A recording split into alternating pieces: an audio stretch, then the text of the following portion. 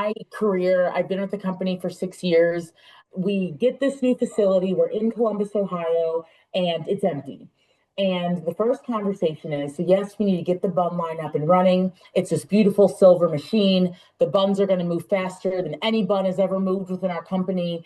But of course, we need people. So when we first started the initiative, I think it was like September of 24, I was given a, hey, this is how many people we need. These are the roles that we need. So from October until January, I went through every single role with the department heads.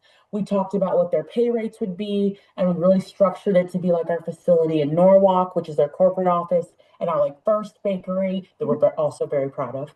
I had to go through every single job description. I had to make sure every single role from the bun line to sanitation to maintenance to shipping and receiving was clear. So I gathered all the information and said, hey, these are all of the job duties I need filled, but I also want go-getters. And I want people that are excited to try something new. And when these people came on, we did a 4-day orientation and I taught them everything. It was very much like camp. We shared our values, we shared our mission, we shared our vision. We had them kind of build their own value statements and mission statements as a group. And after the 4-day orientation, we brought them to the facility, and all they did all day was clean and prep for the machines.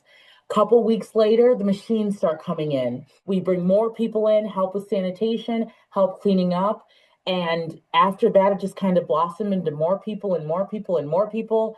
And it was just kind of, I mean, our goal was to find people that wanted more. And we told them day one, you show up on time and you're willing to work, we can teach you the rest. And we have, and we're making buttons now.